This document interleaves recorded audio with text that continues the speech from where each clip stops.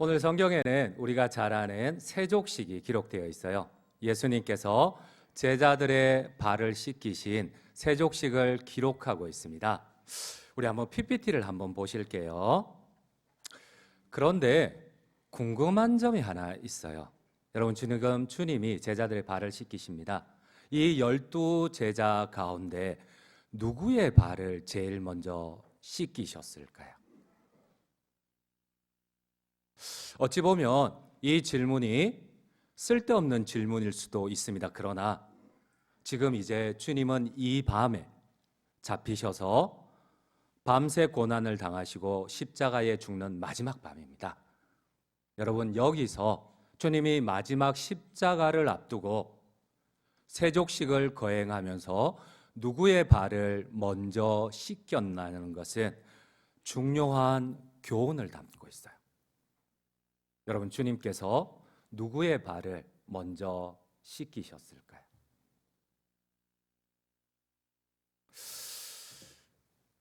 이게 주관식은 답이 잘 안 나와요. 그래서 제가 김영규 목사님 제가 배운 대로 한번 해보겠습니다. 1번 수제자 베드로다. 2번 12제자 가운데 예수님이 누구보다도 사랑하셨던 사도 요한이다. 자, 1번입니까? 2번입니까? 그 3번 누구? 1번, 2번, 3번 이거 우리 다 알고 있는 거고 3번 누구예요? 그러면 베드로, 요한 빼고 3번 누구예요? 가룟 유다. 가룟 유다.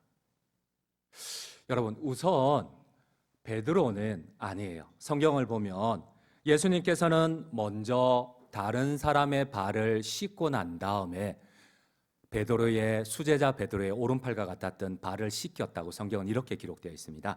우리 한번 오늘 본문 5절 6절을 함께 읽도록 하겠습니다. 5절 6절입니다. 이에 대야에 물을 떠서 제자들의 발을 씻으시고 그 두르신 수건으로 닦기를 시작하여 그 다음에 시몬 베드로에게 이르시니. 이런 것 보면 베드로는 다른 사람들보다 뒤늦게 씻겼어요. 그러면 요한일까요? 예수님이 사랑하셨던 자, 12제자 가운데 가장 사랑하셨던 자라는 별명을 가진, 애칭을 가진 요한일까요? 우리 한번 성경 요한복음 13장 23절을 함께 읽도록 하겠습니다. 23절입니다. 예수의 제자 중 하나 곧 그가 사랑하시는 자가 예수의 품에 의지하여 누웠는지라. 이를 봐도 요한도 아니에요. 먼저 씻긴 사람은 요한이 아니에요. 그렇습니다. 여러분, 여러분들의 대답처럼 주님이 제일 먼저 발을 씻긴 사람은 가룟 유다예요. 초대 교부였던 크리소스톰은 가룟 유다의 발을 제일 먼저 씻기셨다고 강하게 주장합니다. 크리소스톰뿐만 아니라 초대교회 모든 교부들이 이 의견에 공감을 합니다. 현재까지도 많은 신학자들이 예수님은 제일 먼저 가룟 유다의 발을 씻겼다고 합니다. 그렇습니다. 예수님이 제일 먼저 발을 씻긴 사람이 가룟 유다임을 모든 신학자들이 공감하는 이유가 있어요. 예수님은 마지막 십자가의 밤에 특별한 목적을 가지고 특별한 교훈을 위하여서 가룟 유다의 발을 씻기셨기 때문에 그래요. 우리 한번 오늘 본문의 핵심 구절 15절을 함께 읽도록 하겠습니다. 15절입니다. 내가 너희에게 행한 것 같이 너희도 행하게 하려 하여 본을 보였느라. 주님의 특별한 목적이 있습니다. 세족식을 위한. 여러분, 오늘 우리가 사순절을 지킵니다. 그리고 이제 종려주일 고난주간을 지키고 마지막 부활주일을 맞습니다. 이 주님이 마지막 십자가를 지시기 전에 세족식을 통하여서, 특별히 가룟 유다를 통하여서 주시고자 하는 참된 교훈이 무엇일까요? 주님께서 가장 먼저 가룟 유다의 발을 씻겨 주셨다는 것은 틀림없는 사실입니다. 모범을, 본을 보여주셨습니다. 예수님은 유다의 발을 씻겨주시되 가장 정성스럽게 애잔한 심정으로 씻어주셨다고 교부들은 주의를 합니다. 어쩌면 세족식은 예수님께서 이제는 지옥의 영원한 저주 아래 놓일 유다입니다. 이제는 영원한 지옥의 형벌 아래 놓일 유다입니다. 그럼에도 불구하고 예수님은 마지막까지 애잔한 마음을 가지고 가룟 유다에게 먼저 가셔서 그의 발을 씻기십니다. 이런 생각을 해봅니다. 과연 이렇게까지 어차피 심판받을 유다, 어차피 주님을 팔 유다, 이 정도가 아니죠. 어떻게 본다면 예수님이 이 땅에 오신 성육신을 완전히 거부하고 방해하였던 유다를 이렇게까지, 어차피 지옥에 떨어질 영혼인데 이렇게까지 주님의 애잔한 마음으로 먼저 가서 끝까지 주님의 사랑을 보여야 할까? 사랑하는 성도님 여러분, 제자가 스승을 팔아버린다면 얼마나 스승에게 웃음거리가 될까요? 제자조차도 신뢰하지 못하는 스승, 제자조차도 스승을 사기꾼이라고 범죄자라고 팔아버린다면 누가 그 스승을 신뢰를 할까요? 예수님의 십자가의 구원마저도 방해했던 이 가룟 유다를 주님이 꼭 먼저 찾아갈 이유가 있을까요? 그렇습니다. 여러분, 예수님이 베푸신 세족식은 지옥에 떨어질 백성이지만 마지막까지 애잔한 마음으로 기대를 가지고 끝까지 사랑하신다는, 이제 곧 다음 날에 달려 죽으실 십자가의 예표라는 사실입니다. 여러분, 세족식의 참된 의미가 무엇일까요? 이제 십자가의 죽음을 앞두고 이 십자가의 죽음을 기리기 위하여서 마지막 주님이 행하신 세족식의 참된 의미가 무엇일까요? 주님이 먼저 가신 십자가의 길입니다. 우리 역시도 제자로서 십자가의 길을 걸어갑니다. 여러분, 제자가 걸어가야 할 십자가의 참된 의미를 나타내는 세족식의 의미가 무엇일까요? 세족식의 교훈이 무엇일까요? 우리 한번 오늘 본문 13장 4절 5절을 함께 읽도록 하겠습니다. 4절 5절입니다. 저녁 잡수시던 자리에서 일어나 겉옷을 벗고 수건을 가져다가 허리에 두르시고 이에 대야에 물을 떠서 제자들의 발을 씻으시고 그 두르신 수건으로 닦기를 시작하여, 그렇습니다. 주님은 십자가의 참된 의미가 무엇인지, 그 십자가의 길을 따르는 참된 제자가 어떤 모습으로 걸어가야 할지를 보여주기 위하여서 세족식을 행하고 있다는 사실이에요. 여러분, 요한복음 13장은 예수님의 마지막 밤을 기록을 하고 있습니다. 여러분, 공간복음, 사복음서 모두가 예수님의 마지막 밤을 기록합니다.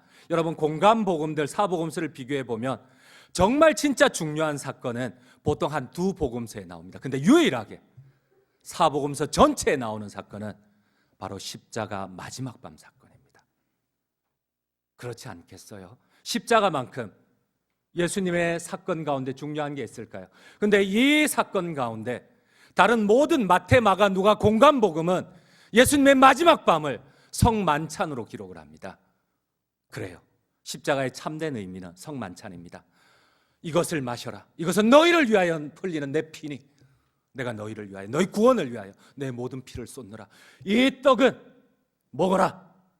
이 떡은 너희를 위하여 찢기는 내 몸이니 너희 스스로 구원할 수 없지만 내가 내 몸을 찢음으로 너희를 구원하노라. 여러분, 마태, 마가, 누가는 이 십자가의 마지막 밤을 성만찬으로 기록을 합니다. 그런데 여러분, 요한은 십자가의 마지막 밤을 세족식으로 기록을 합니다. 왜? 십자가의 구원을 예표하는, 십자가의 참된 의미를 예표하기 위하여서, 모범을 보이기 위하여서 왜 요한은 성만찬이 아니라, 포도주와 떡이 아니라 왜 세족식으로 십자가의 참된 의미를 기록하고 있을까요? 우리 한번 PPT 두 번째를 보시도록 할게요. 그렇습니다. 사도 요한은 성만찬보다 오히려 세족식이 예수 그리스도의 십자가의 참된 의미를 상징한다고 보았습니다. 우리 한번 오늘 요한복음 13장 4절 5절을 함께 읽도록 하겠습니다. 저녁 잡수시던 자리에서 일어나 겉옷을 벗고 수건을 가져다가 허리에 두르시고 이에 대야에 물을 떠서 제자들의 발을 씻으시고 그 두르신 수건으로 닦기를 시작하여. 여러분, 십자가의 참된 의미가 무엇일까요? 십자가의 참된 의미를 교훈하기 위하여서 주님이 세족식을 행한 의미가 무엇일까요? 성만찬이 아니라, 우리는 십자가를 성만찬에는 익숙합니다. 근데 왜 사도 요한은 십자가의 참된 의미를 상징하는 것이 세족식이라고 하였을까요? 제자의 길을 왜 세족식이라고 기록을 하고 있을까요? 여러분, 베드로는 주님께서, 우리 한번 PPT 첫 번째를 보실게요. 여기에 나오는 제자는 바로 베드로입니다. 오늘 본문에 보면 베드로는 주님의 이 세족을 막 거부를 해요. 막 발악을 해요. 내 발을 씻길 수 없나이다. 우리 함께 오늘 13장 6절을 함께 읽도록 하겠습니다. 시몬 베드로에게 이르시니 베드로가 이르되 주여 주께서 내 발을 씻으시니까. 여러분, 우리가 번역 성경은 이 의미를 제대로 몰라요. 그런데 원문인 헬라어를 보면은 정말 놀랄 정도예요. 우리 한번 PPT 세 번째를 한번 보여주실게요. 여기서 나의 발, 베드로의 발에 해당되는 이 헬라어 쉬가 이 발 옆에 포다스 뒤에 나와야 되는데 엉뚱하게 주님과 함께 나와요. 그럼 이 원문을 보면 이대로 직역을 하면 이렇습니다. 여러분, 지금 주님을 상징하는 이 쉬와 이 나의 발이라를 상징하는 이 무가 같이 붙어서 나와요. 그러면 이걸 그대로 직역하면 주여 내 주께서 주의 발을 씻기시나이까. 이게 말이 안 맞잖아요.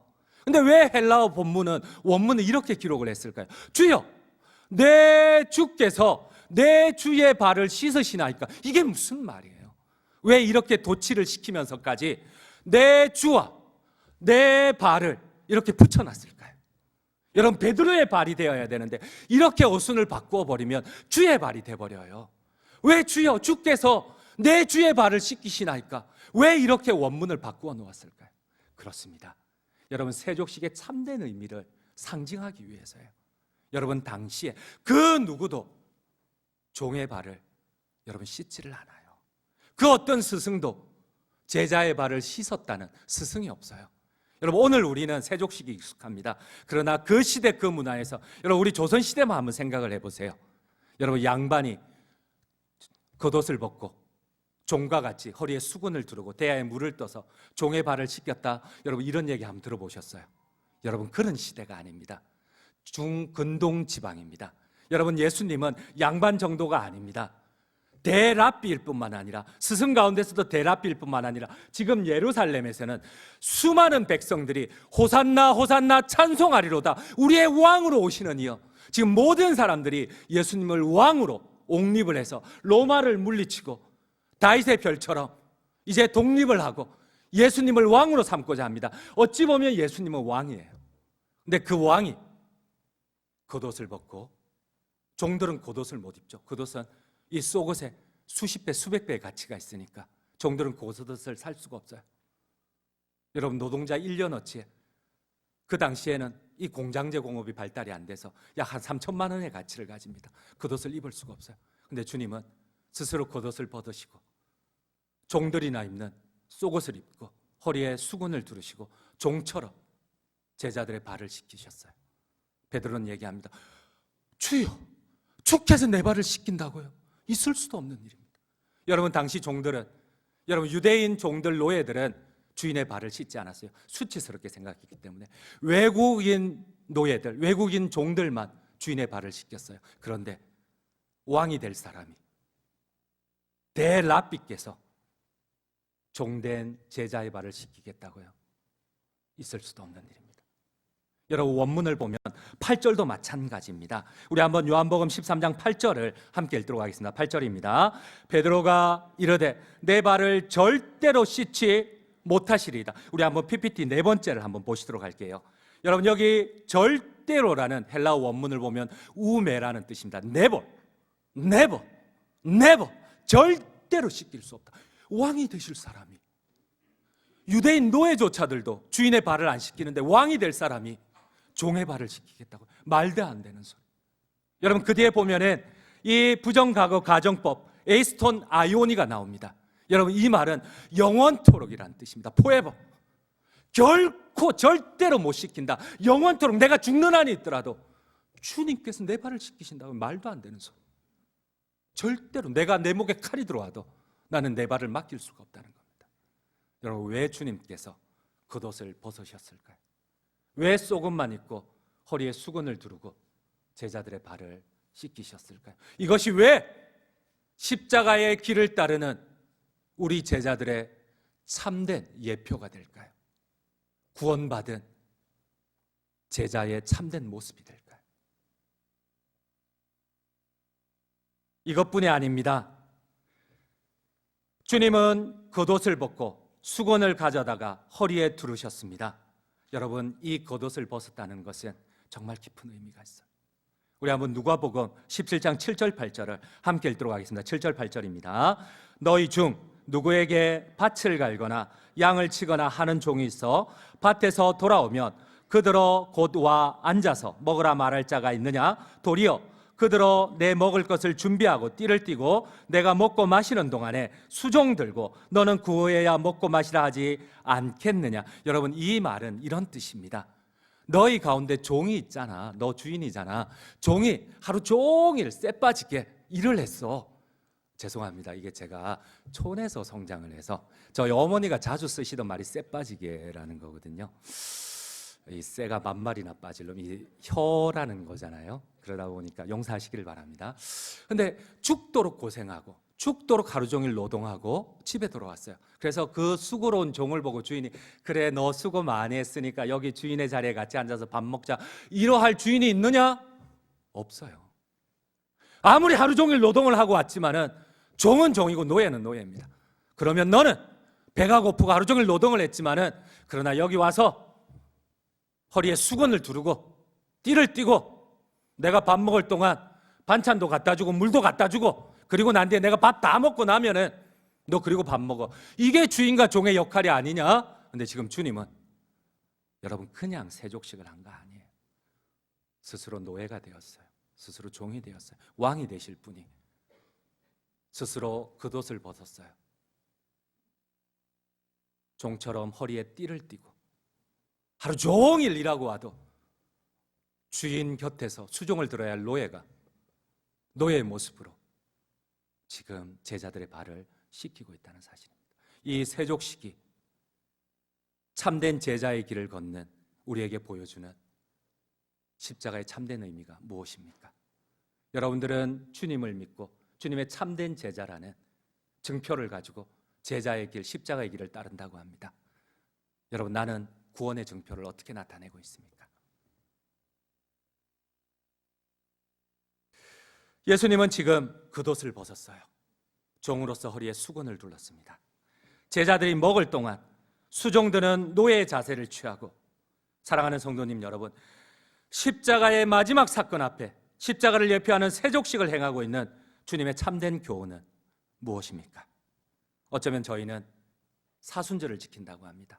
주님이 걸어가신 십자가의 길을 따르는 참된 제자가 된다고 합니다. 근데 친히 나는 어떠한 모습으로 주님의 참된 제자, 구원받은 제자임을 보여주고 계십니까? 내가 보여주는 모습과 주님이 원하시는 모습, 제자의 길과 너무 다르지 않습니까? 주님은 부탁을 합니다. 너희가 나의 제자가 되기를 원하느냐? 천국 영생을 얻은 제자의 증표를 보여주기를 원하느냐?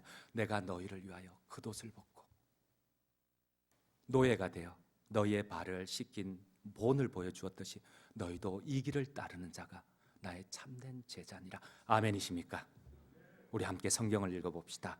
우리 함께 13장 오늘 본문의 결론인 14절 15절을 함께 읽겠습니다. 14절입니다. 내가 주와 또는 선생이 되어 너의 발을 씻었으니 너희도 서로 발을 씻어주는 것이 옳으니라. 내가 너희에게 행한 것 같이 너희도 행하게 하려 하여 본을 보였노라. 여러분, 십자가의 참된 의미를 가르쳐주기 위하여서 주님이 마지막 보여주신 세족식의 모범이 무엇입니까?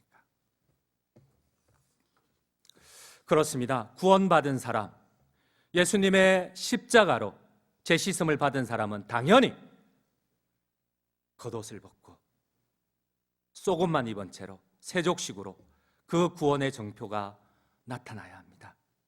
여러분, 오늘 14절에 보면 너희도 서로 발을 씻기는 것이 옳으니라. 이 옳다는 동사는 13절에 쓰인 진짜 옳다는 동사 칼로스, 맞다는 뜻이 아닙니다. 오이일레테, 오히려 빚지다, 부채가 있다는 뜻입니다. 옳으니라, 너희가 부채가 있느니라. 헬라어 원어대로 직역을 하면은 너희가 부채가 있다는 겁니다. 너희가 십자가의 천국 영생을 가진 자냐? 그럼 너희는 빚이 있다는 겁니다. 너희가 청산해야 할 채무가 있다는 겁니다. 그를 위하여서 주님이 세족식의 본을 보였다는 겁니다. 너희가 참된 그리스도인이냐, 참된 제자냐? 그럼 그 증거를, 그 부채를, 겉옷을 벗고 원수의 발을 씻김으로 너희가 이 부채를 청산하라는 겁니다. 이 십자가의 길을 따라 걸어오라는 겁니다. 여러분, 나는 주님의 참된 제자로서 이 빚을 청산하고 계십니까? 오이일레테, 마땅하니라. 빚을 청산해라. 부채를 갚아라. 내가 너희에게 본을 보이기 위하여서, 주님의 제자의 길에 모범을 보이기 위하여서 내가 너희에게 겉옷을 벗고 종이 되어 허리에 수건을 두르고 너희의 발을 씻긴 것을 너희가 보지 않았느냐? 사랑하는 성도님 여러분, 주님께서 우리를 구원하신 그 제자의 길이 어떤 길일까요? 여러분, 우리가 우리의 원수를 동등한 입장에서 그들을 발을 씻길 수 있을까요? 주님이 오늘 보여주신 모범이 무엇입니까? 종의 자리로 내려가지 않으면, 여러분, 내가 똑같이 생각해서 여러분, 우리가 원수를 받아들일 수 있을까요? 주님은 겉옷을 벗고 스스로 노예의 자리로 내려갑니다. 여러분, 나는 십자가의 길을 따른다고 하지만 언제 내가 노예의 자리에, 종의 자리에 내려간 적이 혹시 있으십니까? 한 사건을 1999년, 한 20년 전이죠. 25년 전이죠. 11월 8일 광주 남부경찰서 구내식당에서 있었던 일을 김성현 기자가 전한 내용을 제가 한번 소개를 하려고 합니다. 고등학교 2학년이었던 한 남학생이 같은 아파트에 엘리베이터를 탔는데 여학생과 같이 탔어요. 이 남학생이 돌변을 했어요. 칼을 들이대고 여학생을 데리고 강제로 옥상에 올라가서 성폭행을 하고 가진 모든 돈을 빼앗아 달아났어요. 결국 덜미가 잡혀서 붙잡혔어요. 그리고 이제 광주 남부경찰서에서 이 가해자 부모와 피해자 부모가 함께 만났어요. 기로에 섰습니다. 소년은혜 갈지 아니면 적절한 피해 보상이 될지. 여러분, 혹시 이 가해자 부모와 피해자 부모가 만났을 때 어떤 일이 일어날까요? 그 가운데 한번 생각해 보세요. 저도 여고생 둘을 가진 아버지입니다. 제가 이 장면을 한번, 내가 여기에 주인공이라면 어떨까? 상상하기조차 싫더라고요. 가만히 있을 수 있겠나? 여러분, 어떤 일이 일어났을까요? 아마 고성이나 욕설이 터져 나오는 것은 당연한 일입니다. 하지만 그 분위기는 달랐어요. 그러니까 아마 기사에 나왔겠죠. 피해 여고생의 어머니 김 씨는 나지막하지만 뚜렷한 목소리로 피해 보상을 두 가지를 요청을 했어요. 여러분, 어떤 보상을 요청을 했을까요? 첫 번째는 이렇습니다. 보상은 반드시 하셔야 됩니다. 하지만 나와 내 딸이 아니라 사회에 보상을 하세요. 피해자 어머니 김 씨는 가해자 이군과 가족들에게 성폭행의 피해 보상으로, 어떻게 본다면 자기 생명보다 소중한 꽃다운 이 여고생 딸에 대한 피해 보상 조건으로 결손아동, 도끼 성금을 기탁해달라고 제의를 했어요. 금액은 정하지 않았습니다. 단 몇만 원이라도 형편에 맞게 마음에 감동이 되는 대로 액수를 정해달라고 부탁을 하였습니다. 두 번째 보상 조건입니다. 가해자 이군에게 정서순환을 위해서 10권의 책을 읽고 독후감을 담당 형사에게 제출하는 거였어요. 김 씨가 기록한 이 10권의 책은 첫 번째 성 어거스틴의 참회로, 어네스터 헤밍웨이의 노인과 바다, 도스토옙스키의 죄와 벌, 책 캔빌더의 마음을 열어주는 101가지 이야기였어요. 그리고 그 어머니, 가해자 어머니에게도 부탁을 했어요. 당신도 구송혜 씨의 성교육 이야기를 듣고 독후감을 적어서 형사에게 제출해달라. 두 가지 피해 보상 조건이었습니다. 사랑하는 성도님 여러분, 이게 가능할까요? 가능할 수 있을까요? 김 씨는 자신이 원수된 죄인으로서 불가능한 사랑을 받았기에 불가능한 사랑을 베풀었다고 합니다. 그렇습니다. 기자가 그 이유를 묻자 피해자 여고생의 어머니 김 씨는 주님께 빚진 그리스도의 제자였습니다. 충분히 감옥에 소년원에 보낼 수도 있고 충분히 범죄자로 낙인 찍히게 만들 수도 있었지만 여러분, 저도 가만히 보니까 이걸 보상이 될까? 이게 뭘로 보상이 될까? 이거를 뭘 한들 보상이 될까? 그 어머니는 불가항력적인 주님의 사랑을 받았기에 그 학생에게 이렇게 대답을 합니다.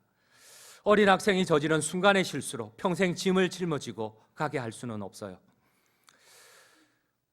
독서를 통해 성에 대한 왜곡된 인식을 바꾸고 사회에 쓸모있는, 더 나아가서 좋은 주님의 제자 그리스도인이 되면 좋겠습니다. 그리고 나는 이미 용서했습니다. 내가 이미 용서를 받은 자이기에 한 가지 소원이 있다면 남에게 상처를 주면 결국 자신도 파괴된다는 것을 꼭 알았으면 좋겠네요. 여러분, 이 기자가, 이 형사가 이것을 기록을 했어요.